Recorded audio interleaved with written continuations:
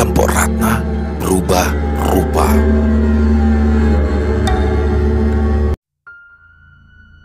Jakarta, awal tahun 1964.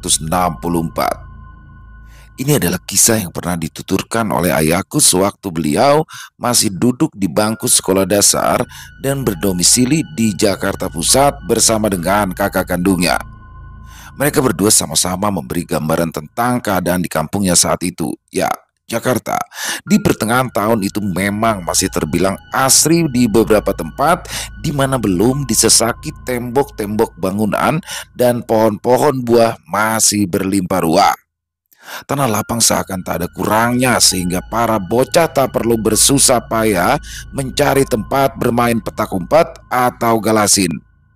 Siang itu, ayahku yang bernama Dula baru saja turun dari sebuah truk bersama dengan 4 orang temannya. Kulit mereka terlihat memerah akibat tersengat terik, namun pancar-pancar keceriaan jelas tak memudar dari wajahnya. Setelah menurunkan kelima bocah tadi, sang sopir truk pun berkata, "Sekarang lu pada pulang ya. Nanti kalau udah libur sekolah, abang ajak lagi keliling Monas," ucapnya. "Iya bang, makasih ya, udah ngajak kita jalan-jalan," sahut Tula girang. Sopir truk itu pun mengangguk lalu kembali melanjutkan perjalanannya menuju pangkalan oplet yang berada tidak jauh dari Salemba. Dula dan kawan-kawan masuk ke dalam gang sambil bercengkrama atau sambil menceritakan kembali keseruan beberapa jam yang lalu ketika mereka sama-sama menyaksikan megahnya stadion di Senayan. Sebagai warga Jakarta, tentu ada perasaan takjub dan juga bangga ketika bangunan tersebut didirikan di tanah kelahirannya. Seperti bocah pada umumnya, mereka jelas belum paham akan keterpurukan ekonomi atau eskalasi politik yang pada saat itu sedang pelik-peliknya. Satu-satunya yang terlintas di benak mereka hanyalah bermain dan bercanda ria. "Baru kali ini dah gue lihat stadion Senayan. Bangunannya gede banget," celetuk Rusli teman Dula. Tak henti-hentinya ia mengekspresikan keterpukauannya pada stadion sepak bola bertaraf internasional itu. Norak lu, gue mah dari pas pembukaan Ganepo tahun kemarin juga udah kesana. Seru, banyak barongan pinggir jalan, banyak tukang jajanan juga, sahut Dula. "Ya bener, kalau kagak salah ya, warga di kampung kita pada urunan tuh bakal nyewa oplet," timpal Jamal, anak laki-laki dari Haji Rapei, sang pemilik kontrakan. "Nyesel gua kagak ngikut, gara-gara menenyak gua keponcol," sambung Jamal lagi. Mereka terus saja berbincang sambil menyusuri jalanan gang yang sempit. Dula dan yang lain sempat merasa aneh sebab di jam-jam seperti ini biasanya ada saja warga yang berlalu lalang atau sedang duduk-duduk santai di beranda rumah. Ini gang kok mendadak sepi ya? Gak biasanya kayak gini," ucap Dula. "Lah iya ya, dari tadi gue juga mikir kayak gitu. Jam segini kan biasanya Kang Maman suka ngopi depan warung. Encing Eha juga suka nyariin kutu cucunya di teras rumah. Apa sekarang pada kagak kelihatan sama sekali?" balas Rusli. "Apa mungkin pada tidur siang kali ya?" tanya Dula lagi. Kelima bocah tadi pun terus melangkah dengan benak yang digelayuti tanda tanya hingga akhirnya mereka tiba di persimpangan gang. Langkah kaki mereka terhenti begitu menyadari ada riuh gemuruh warga yang tengah berkerumun beberapa puluh meter di depannya. Dula dan yang lain saling menatap heran, terlebih Jamal yang merasa kalau kerumunan tadi berada tidak jauh dari rumahnya dan kontrakan milik bapaknya. Mal, emangnya di rumah lu lagi ada acara apaan ya?" tanya Rusli. "Kagak, kalau ada acara di rumah babe apanya gue udah pasti ngasih tahu gue deh, kapan tahu," bantah Jamal. "Nanti ada apaan ya rame-rame depan kontrakan babe lu?" Gini giliran Dula yang bertanya. "Ya mana gue tahu, ada orang baru pindahan kali," timpal Jamal lagi. Dula dan keempat kawannya segera saja berlari kecil untuk menghampiri warga yang tengah berkerubuk. Rasa penasaran mereka semakin memuncak ketika dilihatnya satu persatu raut wajah warga yang menyiratkan kecemasan atau bahkan kengerian. Baik Dula, Jamal, Rusli dan yang lainnya mulai merasa yakin jika kerumunan itu bukan disebabkan oleh adanya warga yang baru saja pindahan. "Kong, ada rame-rame apaan sih?" tanya Jamal pada Kong Basri, tetangga di depan rumahnya. "Si Ratna itu lagi sakaratul maut. Susah banget meninggalnya, jawab lelaki sepuh itu sambil menunjuk ke arah teras rumah kontrakan yang ditempati oleh Empo Ratna dan anak perempuannya. Jamal berusaha melirik ke titik tersebut, namun usahanya sia-sia karena pandangannya terhalang tembok manusia. Jamal menerobos barisan warga yang masih berkerumun untuk melihat langsung keadaan orang yang disebut oleh Kong Basri tengah sekarat itu. Para tetangga pun segera memberi jalan kepada Jamal, si anak juragan kontrakan Haji Rapei. Jamal pun akhirnya berhasil menembus barisan warga, namun ekspresinya berubah seketika. Astagfirullahaladzim, ucap Jamal manakala ia menyaksikan tubuh tetangga yang mengontrak di kontrakan milik bapaknya itu tengah menggelepar dengan mulut menganga dan bola mata yang terbelalak. Empo Ratna, janda beranak satu yang sudah belasan tahun mengontrak di tempat itu, tampak sedang bergumul dengan penderitaan di saat-saat ajalnya menjelang. Dipan bambu tempat Empo Ratna dibaringkan sesekali bergeser akibat tubuhnya terus meronta. Mulut Poratna memang terbuka lebar, namun tak ada pekik maupun rang kesakitan yang terlontar. Di sebelah kanan tubuh Poratna tampak beberapa tetangga yang tak henti-hentinya membacakan Yasin, sementara yang lainnya terus membisikkan syahadat di telinga Poratna. Timbul perasaan iba pada hati Jamal, mengingat perbuatan baik perempuan parubaya itu kepada dirinya, juga kepada Dula dan anak-anak di kampung tersebut. Jamal tergerak hatinya untuk turut membacakan talqin. Bocah itu pun segera duduk di sebelah dipan bambu, diawali dengan mengucap bismillah. Ia pun membisikkan kalimat tauhid di telinga Poratna. La ilaha illallah, ucap Jamal pelan, dan tak mengapa tiba-tiba saja perempuan yang sedang meregang nyawa itu malah mengerang keras sambil menatap ke arah Jamal. Bocah laki-laki itu terkejut dan mundur beberapa langkah lantaran jemari Poratna mencengkram erat lengannya. Jamal tampak shock. Belum pernah ia mengalami hal semenakutkan ini. Buru-buru ia dibawa masuk ke dalam rumah oleh Haji Rapei yang baru saja datang dengan membawa beberapa tangkai kelor. Dula dan yang lainnya pun merasa heran kala melihat Jamal yang wajahnya mendadak pucat, namun mereka tidak berani bertanya lantaran anak itu sudah dibawa masuk ke dalam rumah oleh bapaknya. Selang beberapa menit, Haji Rapei kembali keluar dari dalam rumah sambil membawa baskom berisi air. Pei, itu baskom memedon kelor bakal apaan? Tanya Kong Basri. Haji Rapei menghampiri Kong Basri seraya merangkul bahu pria tua itu. Kong Basri diajaknya ke rumah yang berada sedikit jauh dari kerumunan warga. Lalu ia mengatakan sesuatu dengan nada setengah berbisik. Begini Cang, ujar Haji Rapei yang tampak sangat hati-hati untuk menjelaskan. Sesekali ia melirik ke sekitar, khawatir ada orang yang mencuri dengar pembicaraan mereka. Merasa kondisi aman, Haji Rapei melanjutkan kembali ucapannya. Barusan Panai baru aja ngobrol tuh sama si Bie, anak si Ratna. Nah, kata si Bie, dulunya tuh si Ratna pernah bilang kalau dia pernah pasang susuk waktu masih tinggal di kampung. Nah, ayah baru inget dan ya sama omongannya mau Alim Sodik. Katanya kalau ada orang yang susah mati gara-gara pakai susuk, kudu coba lepasin susuk-susuk itu dulu pakai batang sama daun kelor. Jelas Haji Rapei. Masa iya? Emangnya lo yakin Pei? Balas Kong Basri seraya mengernyitkan dahi. Lelaki tua itu seperti menyangsikan omongan Haji Rapei. Ya pan kagak ada salahnya dicoba dulu Cang. Manjur apa kagak, ya itu gimana nanti. Bismillah, sahut Haji Rapei mantap. Ya udah, kalau emang lu udah ngerasa yakin, lu kerjain dah. Makinan cepet makin baik. Kesian si Ratna, udah napas di kerongkongan, nyawa udah di ubun-ubun, tapi belum juga meninggal. Timpal Kong Basri. Haji Rapei mengangguk lalu mengajak Kong Basri untuk segera kembali ke kontrakan yang ditempati oleh Poratna. Mulut Haji Rapei terus mengucapkan doa, sementara tangan kanannya sibuk memasukkan beberapa tangkai kelor ke dalam baskom berisi air. Para warga, termasuk Dula, turut menyaksikan momen itu dari luar pagar. Beberapa dari mereka tak pernah menyangka jika Poratna akan mengalami sakaratul maut yang sesulit ini. Bapak-bapak, ibu-ibu, saya mohon ya, untuk sama-sama bacain doa. Semoga dengan doa kita semua, Poratna diberi kemudahan untuk berpulang kepada Allah. Seru Haji Rapei, maka secara bersamaan warga mulai melantunkan doa. Perlahan, Haji Rapei mulai mengangkat tangkai daun kelor dari dalam baskom. Sambil membaca bismillah, ia lantas segera memerciki dan memukul-mukul tubuh Poratna dengan tanaman itu. Tak ada perubahan yang signifikan.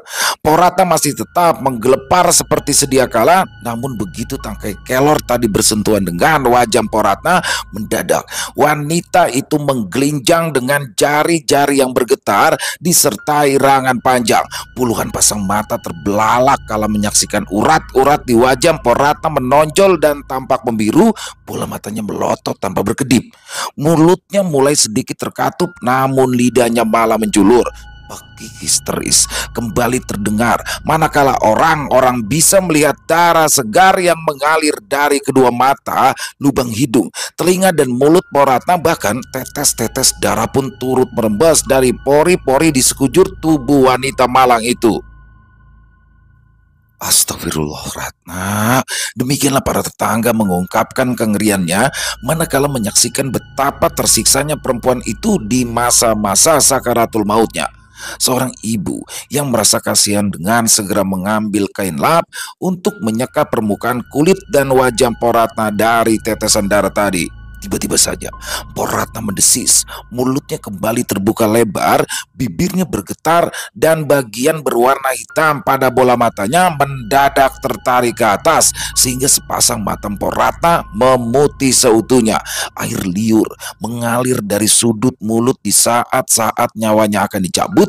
Hembusan nafas penghabisan yang sedari tadi tertahan di kerongkongan akhirnya menjadi penutup dari serentetan kisah tragis menjelang ajalnya. Tak ada detak jantung maupun denyut nadi yang terdeteksi. Siang itu Poratna dinyatakan meninggal dunia. Innalillahi wa inna ilaihi rojiun, ucap Haji Rapei yang dengan serempak diikuti oleh para warga. Haji Rapei merasa lega dan bersyukur. Akhirnya Poratna tak harus terlalu lama menderita akibat kematiannya yang tertahan. Namun kelegaan tadi mendadak menjadi rasa terkejut manakala beberapa orang berteriak sambil menunjuk-nunjuk ke arah jenazah Poratna. "Haji, lihat!" seru salah seorang warga. Haji Rapei dan warga sama-sama terenyak atas fenomena yang kemudian terjadi. Tiba-tiba saja dari dalam pori-pori wajah Poratna keluar beberapa benda kecil berkilauan. Benda janggal itu mencuat ke permukaan setelah berhasil menembus kulit dahi, hidung, dagu hingga pipi dari Poratna. Haji Rapei bergidik ngeri sebab baru sekarang ia menemukan kejadian semacam ini. Tak lama kemudian, benda-benda kecil tersebut berjatuhan. Baru saja Haji Rapei hendak memungut benda-benda aneh itu, tiba-tiba saja ia kembali dikagetkan oleh perubahan fisik yang terjadi pada wajah Poratna. Wajah Poratna tampak menjadi lebih tua akibat kerutan yang mendadak muncul pasca benda-benda asing tadi terlepas. Selain itu, terjadi perubahan warna pada kulit wajah yang sebelumnya pucat kini menjadi lebam kebiruan. Haji Rapei menghela nafas dalam-dalam. Tak lama kemudian, ia segera berusaha memejamkan mata Poratna yang masih saja terbelalak. Malangnya, kedua mata wanita itu tak juga menutup. Pun dengan mulutnya yang masih saja menganga lebar, tak habis akal, Haji Rapei segera meminta salah seorang warga untuk mengambil kain batik yang bertengger di jemuran rumahnya. Lalu ia menutupi jasad Poratna dengan kain tersebut. "Bapak-bapak, ibu-ibu, sebaiknya kita segera urus jenazahnya Poratna ya, mumpung hari masih siang," kata Haji Rapei. Nah, untuk ibu-ibu harap dah mempersiapkan tempat bakal mandi jenazah, juga tempat untuk membaringkan dan memakaikan kain kafan. Untuk bapak-bapaknya Bisa bantu gali liang kubur ya. Sambungnya lagi, para warga mengangguk satu persatu. Mereka mulai meninggalkan tempat tersebut. Ada yang berinisiatif mencari kembang mawar, melati hingga daun pandan. Ada juga yang segera memotong bila-bila bambu untuk memancangkan bendera kuning di setiap penjuru gang. Sisanya, ada yang bau-membau mengeluarkan perabotan dari dalam kontrakan yang ditempati Poratna agar nantinya jenazah bisa dibaringkan di ruangan tersebut. Kerumunan warga mulai terurai secara perlahan. Mereka sama-sama tengah mempersiapkan diri untuk bertaziah lalu ikut serta dalam prosesi pemakaman Poratna. Dula masih saja bergeming di depan pagar kontrakan. Ia mematung, terdiam. Tentu saja peristiwa itu akan kekal bercokol di benaknya hingga puluhan tahun ke depan. Di usianya yang masih terlalu hijau, memang belumlah pantas untuk menyaksikan kejadian tragis seperti yang baru saja dilihatnya di depan matanya. Seorang perempuan parubaya yang selalu ramah pada anak-anak seusianya harus tersiksa menjelang hembusan nafas penghabisan. Haji Rape'i memungut benda-benda kecil yang keluar dari balik pori-pori wajah Poratna. Benda tersebut ternyata adalah susuk yang berbahan perak dan sisanya terbuat dari permata. Sekian lamanya, susuk-susuk tadi tertanam di wajah Poratna demi memikat atau memberikan ilusi sesaat kepada kaum pria yang jagat fikirnya diperbudak syahwat.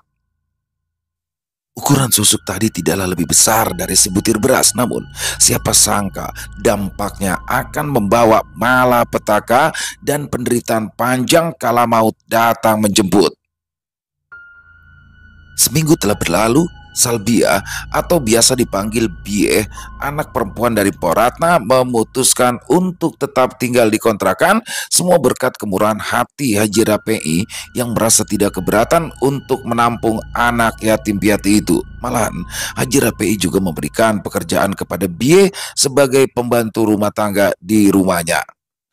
Bie pun sangat bersyukur atas kebaikan hati Haji Rape'i, sebab menurutnya saat ini sangat langka menemukan orang berjiwa sosial tinggi seperti beliau. Para tetangga pun tetap menerima keberadaan Bie meski mereka telah mengetahui aib dari mendiang ibunya yang ternyata pemakai susuk. Tepat di sebelah rumah almarhum Poratna terdapat satu petak kontrakan lagi yang dihuni oleh Aisyah. Warga biasa memanggilnya dengan sebutan Nyai Enceh. Nyai Enceh adalah adik kandung dari emak atau ibunya Dula. Sepeninggal Poratna, Nyai Enceh merasa kehilangan sosok yang menurutnya baik hati. Nyai Enceh dan Poratna sama-sama mengontrak di kontrakan milik Haji Rape'i. Dan selama bertetangga, ia tak pernah bersinggungan atau berkonflik dengan almarhumah. Malah anak-anaknya lebih betah main di rumah Poratna. Malam itu, Nyai Enceh tengah duduk di ruang tengah kontrakannya. Hanya diterangi lampu teplok yang bercahaya redup. Mukena putih masih ia kenakan karena dirinya memang sedang menunggu datangnya waktu sholat Isya. Sementara jemari tangan kanannya tak henti-henti memilin biji-biji tasbih, kedua anaknya belum juga kembali dari tempat mengaji. Begitu pula dengan suaminya yang masih berdagang di pasar Genjing. Kok ini malam hawanya beda amat ya, gumam Nyai Enceh sambil mengusap-ngusap tengkuknya. Entah apa yang sedang dirasakan, namun ada perasaan gundah yang tiba-tiba datang. Tidak mau terlalu larut dalam perasaan cemas, Nyai Enceh pun kembali melanjutkan zikirnya. Beruntung tak lama kemudian suara azan berkumandang mengoyak keheningan malam. Tak perlu menunggu sampai azan selesai, Nyai Enceh memutuskan untuk masuk ke dalam kamar dan duduk di atas sajadahnya. Lagi kecapean aja kali, Clarissa mau langsung istirahat aja deh.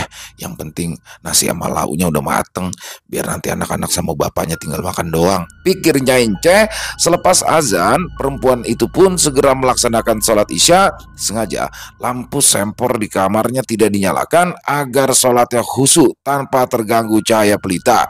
Meski demikian, kamar itu tetap mendapat sedikit jatah cahaya dari ruang tengah.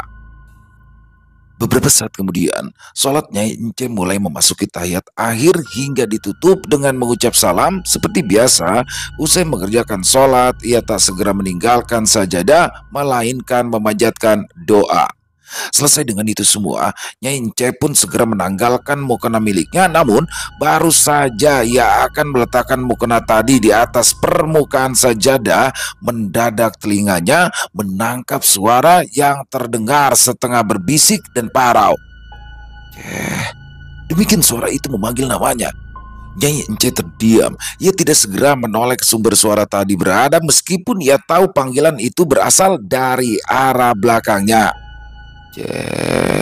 Panggil suara itu lagi dengan nada yang lebih panjang. Nyai Ence bergeming. Jantungnya mendadak berdegup sangat kencang manakala dirinya mengenali suara itu. Ya, itu adalah suara dari tetangganya yang belum lama ini meninggal dunia. Itu adalah suara milik Poratna. Tapi apa mungkin orang yang sudah mati bisa memanggil-manggil namanya sejelas itu? Pikir Nyai Ence. Sebenarnya Nyai Ence sudah mulai diliputi rasa takut. Hanya saja ia masih penasaran dan hal itulah yang membuatnya masih bertahan pada posisinya. Kenapa barusan lo kagak ngedoain gua? Ucap suara itu lagi karena tak kuasa menahan rasa ingin tahu. Akhirnya Nyai Ence pun menoleh ke arah belakang demi memenuhi rasa penasarannya. Nyai Ence terkejut kala ia mendapati ada bayangan yang tengah berada di atas ranjangnya. Namun yang membuatnya nyaris berteriak histeris adalah begitu ia menyadari jika sosok tadi adalah Poratna. Pendaran cahaya redup yang masih bisa menembus ke area kamar membuat matanya masih bisa melihat jelas ke arah wajah sosok tadi. Sangat jelas itu adalah wajah Poratna. Meski terlihat lebih tua, yang berbeda hanyalah tampilan rambutnya yang kini tampak tergerai acak-acakan, sangat kontras dengan gaun putih kusam yang tengah disandangnya. Ya Allah, mau apa lagi lu Ratna? Pekik Nyai Ence dengan suara bergetar. Secara spontan perempuan itu beringsut ke belakang hingga tubuhnya tertahan dinding kamar yang lembab. Sosok yang menyerupai Poratna tidak membalas, namun hanya memperdengarkan dengus nafasnya yang sangat berat. Nyai Ence memang tidak merasa terintimidasi oleh sorot mata Poratna. Meski demikian, tubuhnya seperti menolak keinginan hatinya untuk bangun dan melarikan diri. Ia sadar dalam keadaan seperti itu ia hanya bisa memohon kepada Tuhan untuk keselamatannya. Sayang, bibirnya Ence seperti terkunci meski sekedar untuk mengucapkan kalam-kalam suci. Ia tidak patah arang oleh keadaan sebab hati kecilnya masih bisa leluasa menggaungkan asma Allah dan menuturkan ayat-ayat ilahi. Dan benar saja, setelah sekian lama Nyai Ence mati-matian bergelut dengan rasa takut, akhirnya secara perlahan sosok Poratna raib dari pandangan. Bersama dengan itu pula, dirinya pun bisa kembali menggerakkan anggota tubuhnya. Lidahnya juga sudah normal seperti sedia kala. Tanpa berpikir panjang, Nyai Ence segera meraih senter milik sang suami, lalu buru-buru pergi menuju rumah emak Ibunda Dula. Dari kontrakan Nyai Ence menuju ke rumah emak berjarak 100 meter, sehingga ia hanya butuh waktu kurang dari 3 menit untuk bisa sampai di tempat kakak kandungnya. Lalu tumben gini hari mampir kemari, celetuk Pak Rofik suami emak yang baru saja kembali dari musola. Iya bang, ngomong-ngomong si Empo udah tidur belum ya? Saut Nyai Ence dengan nafas tersengal. Beloman kali, tadi sih pas gua berangkat ke musola Mpok lu lagi nyusuin si Juli di kamar. Emangnya ada apa? Muka lu ngapa pucat gitu? Kayak habis amprokan sama Momdi. Timpal Pak Rofik keheranan. Iya bang, ayo baru aja ditongolin si Ratna, jawab Nyai Ence yang tentu saja membuat Pak Rofik menjadi kaget. Sontak pria itu memicingkan matanya. Ence, lo kalau ngomong itu yang bener, jangan asal nyap-nyap, takut jadi fitnah ke almarhum, protes Pak Rofik yang tidak begitu saja mempercayai ucapan adik iparnya. Astagfirullahaladzim, masa iya ayah bohong bang, balas Nyai Ence yang kekeh mempertahankan kesaksiannya. Selang beberapa saat kemudian, tampak Mak muncul dari balik pintu setelah mendengar ribut-ribut di beranda rumahnya. Ada apa sih bang? Udah malam malah pada ribut, tanya emak dengan suara pelan lantaran khawatir terdengar oleh para tetangga. Nih si Ence, Ajak masuk aja ah, biar ngobrol dalam. Agak sedep kedengaran nama tetangga, sahut Pak Rofik.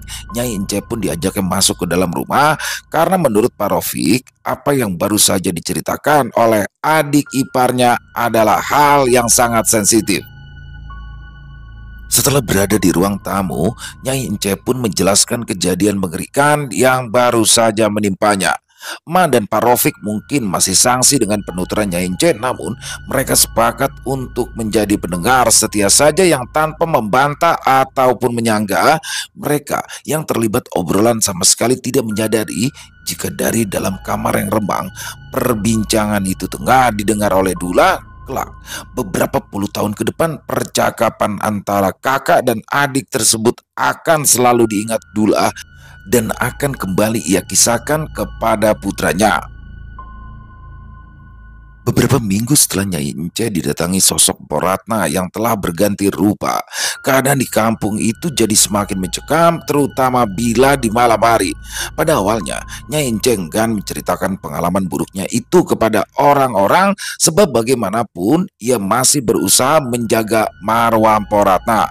Namun, seiring dengan berjalannya waktu, para tetangga di kampung itu pun mengalami sendiri kengerian yang dialami oleh Nyai Ence. Selepas Isya, sudah tidak ada lagi warga yang berani keluyuran, terutama di gang yang menuju ke kontrakan Poratna.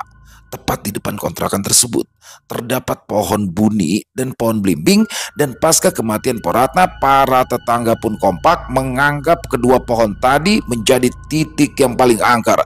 Tentu saja bukannya tanpa alasan jika mereka beranggapan demikian. 2 hari setelah Poratna menampakkan wujudnya kepada Nyai Ence, kini giliran warga yang tengah ronda keliling lah yang mendapat jatah apes ketika rombongan peronda itu masuk ke dalam gang tempat di mana Poratna mengontrak. Mereka melihat sosok bergaun putih lusuh, berambut panjang sedang melayang di pucuk dahan pohon buni yang menjulang. Beberapa dari mereka sempat memberanikan diri menyorot senternya ke arah makhluk menakutkan itu. Sejurus kemudian, orang-orang tadi tampak tunggang langgang tak karuan. Kira-kira 50 meter dari gang rumahnya Poratna, terdapat rumah yang terbilang cukup bagus dibanding dengan rumah-rumah di sekitarnya yang masih semi permanen, bahkan masih berdinding dari anyaman bambu. Ialah Parjo, si pemilik rumah tersebut. Parjo adalah anggota pasukan elit di salah satu matra TNI dan ia cukup disegani oleh para tetangga. Di tahun itu, ketika selera umum masih berorientasi pada brand semacam Vespa atau Lambretta, Parjo sudah tampil beda sendiri dengan motor bermerek Jawa miliknya. Di satu malam, Parjo dan Perwati istrinya baru saja pulang dari acara keluarga yang diadakan di selatan Jakarta. Mobil sedannya diparkir di ujung gang. Selanjutnya mereka pun harus berjalan kaki untuk sampai ke rumahnya. Waktu sudah menunjukkan pukul 11 malam dan itu adalah waktu di mana orang-orang tengah terbuai mimpi setelah seharian energinya terkuras oleh berbagai aktivitas. Tentu saja, keheningan dan suasana mencekam siap sedia menjemput manakala mereka mulai memasuki gang. Sesekali sepatu pantofel yang dikenakan Parjo harus amblas ke dalam permukaan jalan yang berlubang, mengakibatkan celananya harus basah terkena cipratan air yang menggenang. Parjo tampak kesal. Ia menyumpahi kubangan sialan itu, namun Parwati dengan sigap menenangkan suaminya. Sudah. Mosok miso-miso kekubangan toh pak, ucap Parwati seraya mengusap bau Parjo. Parjo terdiam, ada rasa kesal sekaligus sesal karena tidak membekali diri dengan lampu senter. Jalanan di dalam gang memang sangatlah gelap pada malam hari, apalagi di tahun itu tidak semua rumah dialiri listrik. Pada akhirnya, Parjo dan Parwati dituntut harus lebih berhati-hati dalam memilih langkah. Paijo dan Parwati terus berjalan. Derap langkah kedua orang itu menjadi irama di tengah-tengah kebisuan. Sekitar 10 meter di depan mulai tampak sederetan rumah kontrakan yang ditempati oleh Nyai Ence dan Bie, putri almarhum Poratna. Langkah Parwati tertahan. Namun, bukan karena menyadari jika rumah itu pernah ditinggali oleh Poratna, bukan. Parwati justru teringat ketika beberapa waktu lalu ada sekelompok peronda yang diperlihatkan wujud astral dari Poratna di pohon buni ini. Nyali Parwati ciut. Ia tak berani menatap ke arah pohon buni dan juga pohon belimbing yang ada di hadapannya. Jemarinya lantas mencengkram Ratangga Parjo. Ada apa toh Bu? Tanya Parjo yang merasa heran atas kelakuan istrinya. Pak, apa ndak sebaiknya kita balik arah aja? Balas Parwati dengan suara pelan. Loh piye toh? Rumah kita kan tinggal beberapa meter lagi. Aku malah minta balik arah. Saut Parjo dengan nada meninggi. Parwati segera merespon dengan meletakkan telunjuk di depan mulutnya, khawatir jika suara Parjo mengusik waktu istirahat warga sekitar. Shh, ojo keras-keras, celetuk Parwati. Yo habis kamu ada-ada aja. Memang ada apa toh? Tanya Parjo yang kali ini dengan nada setengah berbisik. Itu loh Pak, pohon buni itu, ujar Parwati sembari menunjuk ke arah pohon buni yang hanya tampak siluetnya saja. Tempo hari kan ada warga yang pingsan gara-gara lihat hantunya Ratna. Aku takut kalau harus lewat situ. Lebih baik kita muter lewat jalur lain aja. Sambungnya lagi, Parjo yang baru saja mendengarkan penjelasan istrinya langsung menghela nafas dalam-dalam. Oh alah Bu, tak pikir ada apa. Terus kamu percaya? Kamu percaya begitu aja sama ucapan orang-orang itu? Wati, sama tahayul kok percaya, kata Parjo. Sudah kepalang tanggung. Sebentar lagi juga sampai rumah. Ayo jalan lagi, timpal Parjo sambil mengajak istrinya untuk melanjutkan perjalanan. Parwati tak kuasa untuk membantah perintah suaminya. Ia juga tidak bisa memaksakan hati untuk memutar arah lewat jalur lain karena jaraknya yang 2 kali lipat lebih jauh. Dengan berat hati, perempuan itu pun kembali melanjutkan langkah kakinya yang sempat terhenti. Parjo, meskipun ia terlatih untuk tidak takut menghadapi situasi apapun, namun dirinya masih bisa merasakan sensasi mencekam di sekitaran. Tepat di sebelah pohon buni dan belimbing terdapat sebuah toilet yang memang diperuntukkan untuk para penghuni kontrakan. Ya, di Jakarta pada tahun itu memang masih lumrah ditemui kamar mandi atau toilet yang berada di luar rumah. Tak ada penerangan di dalam kamar mandi, hanya terdengar tetesan air keran yang tumpah ke dalam gentong penampungan. Baik Parjo dan Parwati sama-sama tidak bersuara ketika melalui pohon buni dan kamar mandi gelap itu. Keduanya sepakat untuk menjaga pikiran mereka agar tidak teralihkan oleh hal janggal apapun. Begitu berada persis di depan pintu kamar mandi yang menganga, bulu-bulu halus di tengkuk Parjo dan Parwati meremang secara bersamaan. Parjo bahkan sampai meludah ke sisi jalan lantaran lubang hidungnya mencium aroma anyir yang cukup kuat dari arah kamar mandi tersebut. Baru saja dirinya hendak menanyakan hal tadi kepada Parwati, tiba-tiba saja, Parjo, Wati, kok nggak pada mampir? Ucap suara misterius yang bersumber dari dalam kamar mandi. Sontak, kedua pasangan suami istri itu terkejut. Mereka sama-sama menoleh ke arah kamar mandi yang kegelapannya tak bisa ditembus pandangan mata. Rasa takut di benak Parwati memuncak. Ia berpindah posisi ke sebelah kiri Parjo lalu menyelinap di balik pundak suaminya. Itu barusan siapa? Tanya Parwati yang ketakutan. Parjo tidak menggubris istrinya sebab dia pun sama sekali tidak melihat ada siapapun atau apapun di tempat itu. Siapa itu? Bentak Parjo tegas sambil terus mengamati bagian dalam kamar mandi. Kali ini ia betul-betul mengerahkan pandangannya sebagai anggota pasukan khusus. Tentu indera penglihatannya dituntut untuk bisa menyelisik setiap gerak-gerik meski kondisinya gelap sekalipun. Merasa tak juga menemukan objek yang bergerak dari dalam kamar mandi, Parjo menjadi jengkel. Ia merasa ada pihak yang sedang menakut-nakutinya. Tiba-tiba saja dari dalam kamar mandi muncul bayangan setinggi orang dewasa. Baik Parjo dan Parwati sama-sama tidak tahu itu sosok makhluk apa. Sampai akhirnya Sudah lupa, Jo. Timpal suara tadi dan diakhiri tawa yang terdengar sangat mengerikan. Parjo dan Parwati terhenyak. Mereka kompak beringsut mundur menjauh dari sosok misterius itu.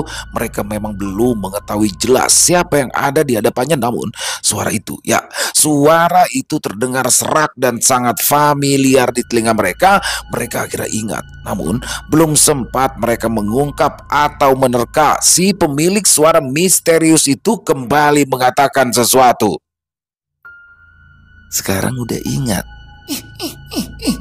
Ucap sosok itu sambil cekikikan, merasa Parjo dan Parwati telah mengetahui identitasnya. Makhluk itu mencelat ke dahan pohon buni. Sekali lagi, makhluk itu meneror pasangan suami istri tadi dengan lengkingan tawanya. Parjo kaget. Desas-desus yang selama ini ia dengar dari warga ternyata benar adanya. Ia sangat yakin jika itu adalah suara dari Mpo Ratna. Namun, logikanya tak pernah bisa memahami bagaimana mungkin orang yang sudah mati dapat berwujud kembali. Tak mau berurusan dengan sebangsa makhluk halus, ia pun segera menyuruh Parwati angkat kaki dari tempat itu. Sayang, kali ini Parwati tidak menuruti perintahnya lantaran ia keburu tak sadarkan diri. Bang Miun adalah seorang pedagang buah keliling. Ia orang Betawi asli yang menjalani profesinya sejak awal tahun 60-an. Sedari pagi, lelaki itu sudah memikul barang dagangannya berkeliling dari satu kampung ke kampung yang lain.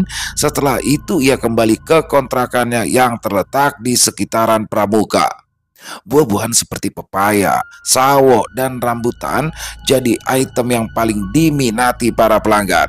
Hari itu, Bang Miun pulang berdagang tidak seperti biasanya. Umumnya ia sudah kembali ke rumah sebelum azan maghrib berkumandang, tapi hari itu ia pulang larut malam. Ya, Bang Miun harus rela pulang lebih telat karena di Pangkalan Asem sedang ada pertunjukan layar tancap. Momentum semacam itu tentu saja tidak akan dibiarkan begitu saja oleh para pedagang manapun, termasuk oleh Bang Miun yang malam itu meraup untung cukup menggiurkan. Di pintu masuk menuju gang, Bang Miun tampak menghentikan langkah untuk sekedar mengambil nafas. Perjalanan yang melelahkan begitu menguras tenaganya, apalagi di usianya yang sudah tidak lagi belia. Ia mengeluarkan dingklik kayu lalu duduk di atas benda itu sambil mengibas-ngibaskan topi capinya.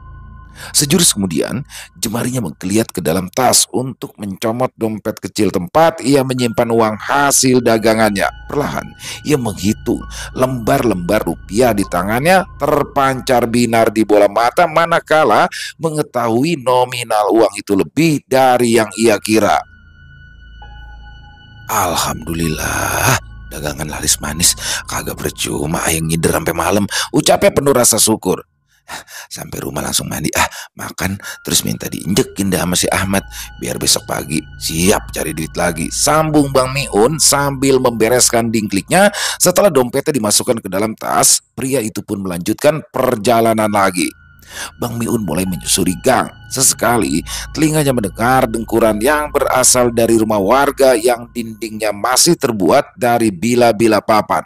Hening, suasananya ditambah kondisi jalan yang gelap gulita membuat Bang Miun harus meniti langkah dengan ekstra hati-hati.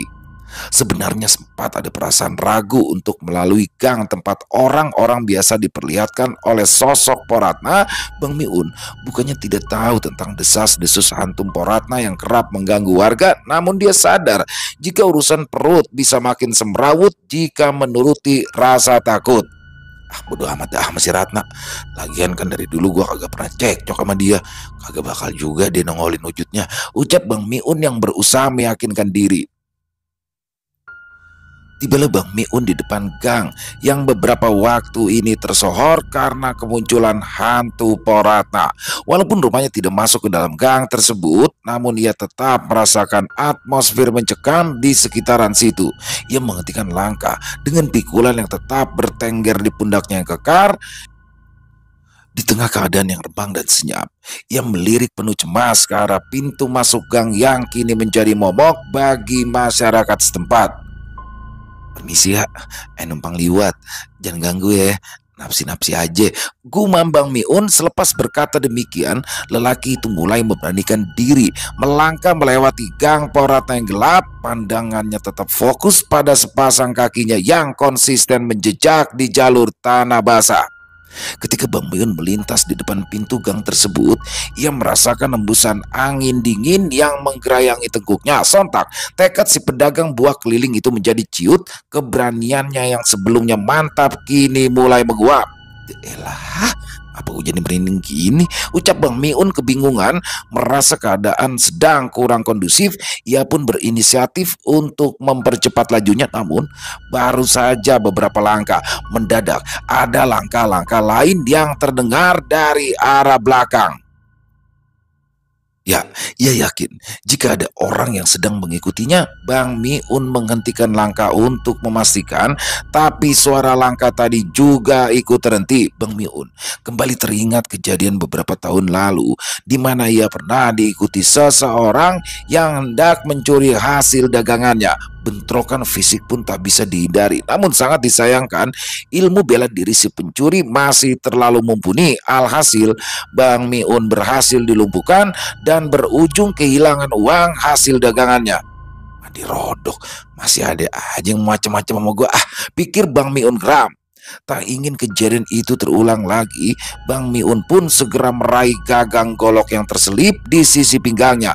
Lelaki itu memutar otak, mencari siasat agar dirinya bisa mengusir atau jika memungkinkan bisa menyerang orang di belakangnya dengan sekali sabet. Mungkin saat ini usianya tidak muda lagi, tidak lagi segesit dulu, tapi ia terlanjur menyimpan kesuma terhadap orang-orang yang seenak perut mengambil yang bukan haknya. Bang Miun mulai menurunkan pikulan barang dagangannya ke tanah.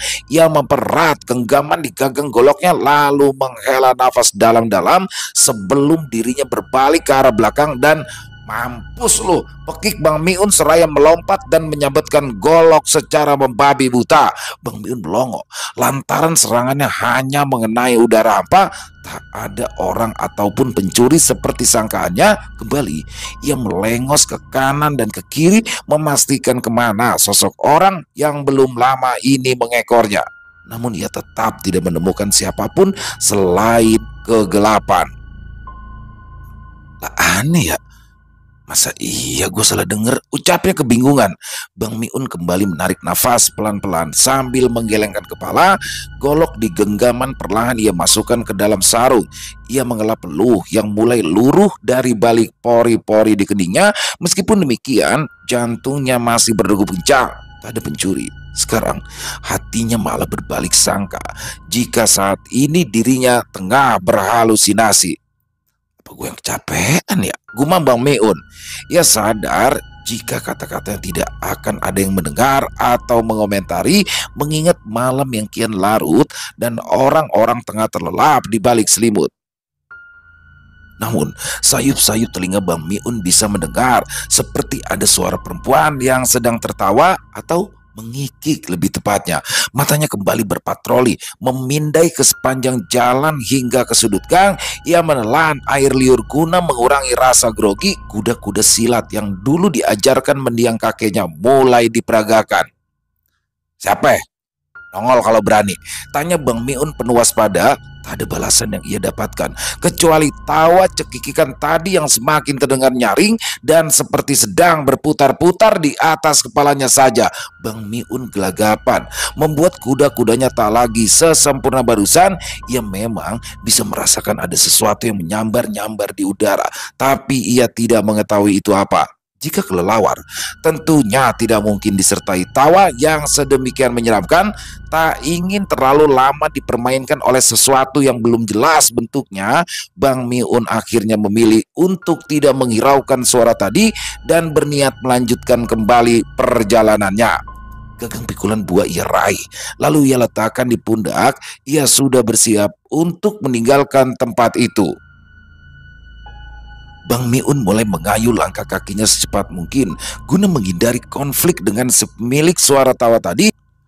Tubuhnya dibanjiri keringat, dengus nafas dan derap langkahnya saling berkompetisi. Beruntung malam itu pikulannya sudah tak menyisakan buah barang sebiji sehingga ia bisa lebih leluasa berjalan selincah mungkin. Tapi Bang Miun segera menyadari jika dirinya masih tetap berkutat di tempat sebelumnya. Ya, rupanya sedari tadi ia hanya berjalan di tempat. Ia tidak akan kemana-mana sebab dari arah belakang tampak Poratna sedang menahan gagang pikulannya. Arwah gentayangan itu menyapa dengan tawa khasnya yang dengan segera bisa dikenali oleh Bang Miun. Dah, Ratna, pekik lelaki itu dengan wajah ketakutan. Tubuh Bang Miun menggelosor ke tanah seiring melemasnya persendian di seluruh tubuh.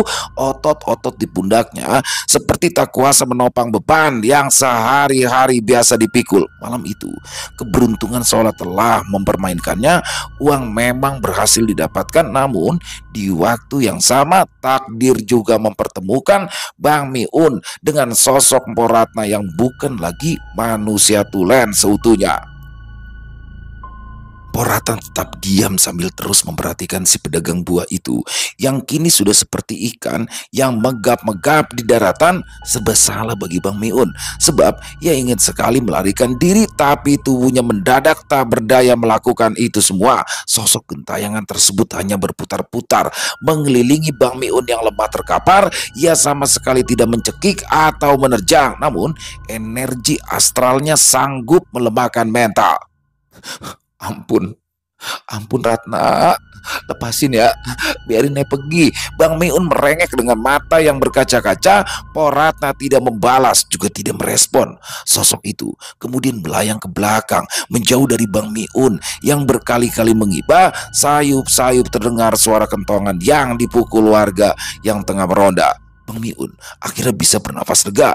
Pijar-pijar obor yang dibawa oleh rombongan peronda mulai terlihat dari kejauhan. Sesekali telinga Bang Miun menangkap tawa mengikik yang kembali membuat bulu kuduknya bergidik. Sosok Poratna akhirnya lenyap ditelan malam yang senyap. Kemunculan sosok astral Poratna terus menjadi perbincangan warga setempat hingga beberapa tahun kemudian. Tadi yang bisa mereka lakukan untuk mengusir hantu gentayangan itu, jalan satu-satunya agar tidak diganggu adalah dengan cara tidak melewati gang yang dulu pernah ditinggali oleh Poratna. Ya, orang-orang rela memutar ke jalur yang lebih jauh agar tidak berjumpa dengan sosok Poratna. Pada sekitaran tahun 70-an, Dullah diboyong kakak perempuan yang telah menikah untuk melanjutkan ke SMP negeri dan tinggal di Babakan, Tangerang. Anak lelaki itu menghabiskan masa-masa SMP-nya di sana sebelum akhirnya kembali lagi ke Jakarta pada sekitaran tahun 1973 untuk melanjutkan ke sekolah menengah atas. Selama berada di Tangerang, Dullah sudah tidak pernah mengetahui lagi berita seputar hantu Poratna. Katanya, sosok itu hilang begitu saja seiring dengan masifnya laju urbanisasi yang terjadi. Pohon-pohon menjulang habis ditebang, lahan melompong disulap menjadi bangunan beton, dan jalanan tanah diperlebar juga dipercantik dengan polesan hot mix. Pembangunan pesat di Jakarta tidak hanya menumbalkan kenangan indah bagi segelintir orang, tapi juga mengorbankan entitas astral yang turut kehilangan wahana bermainnya. Hingga kisah ini ditulis, berkali-kali kakak perempuanku yang memang sangat peka terhadap hal-hal gaib mengingatkanku untuk selalu menghaturkan Al-Fatihah kepada sosok Poratna, sebab dengan menyinggung nama apalagi menguak kembali kejadian di sisa-sisa hidupnya, jiwa Poratna akan merasakan apa-apa saja yang saya tuangkan ke dalam tulisan. Selesai. Wow, luar biasa kisah dari Bang Aldi. Keren banget. Saya suka nih kisah-kisah seperti ini, easy listening tapi horornya dapet ya, horornya dapet, dan juga lebih ke flashback ke Jakarta era tahun 60-an. Jadi kebetulan saya juga asli Jakarta, jadi paham nih kalau saya tahun 80-an. Di tahun 80-an aja itu wah, pohon-pohon masih banyak di Jakarta.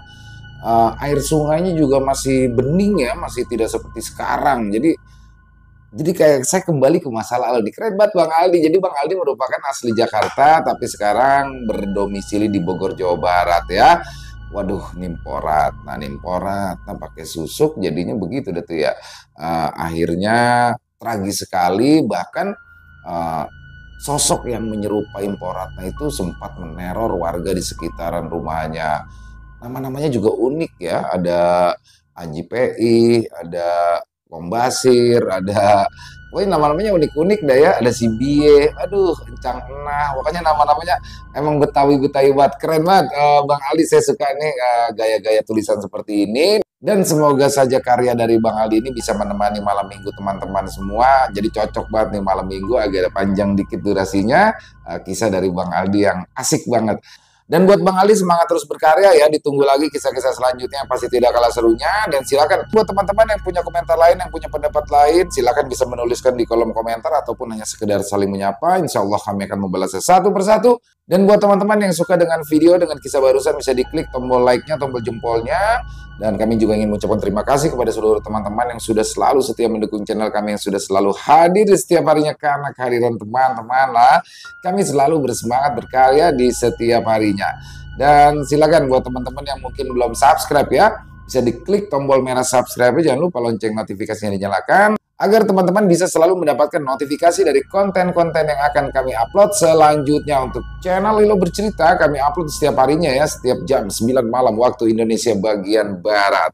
Dan buat teman-teman yang punya kisah horor misteri ya, yang mungkin berkenan dibawakan di channel kami, silakan bisa mengirimkannya ke nomor telepon kami yang ada di sini.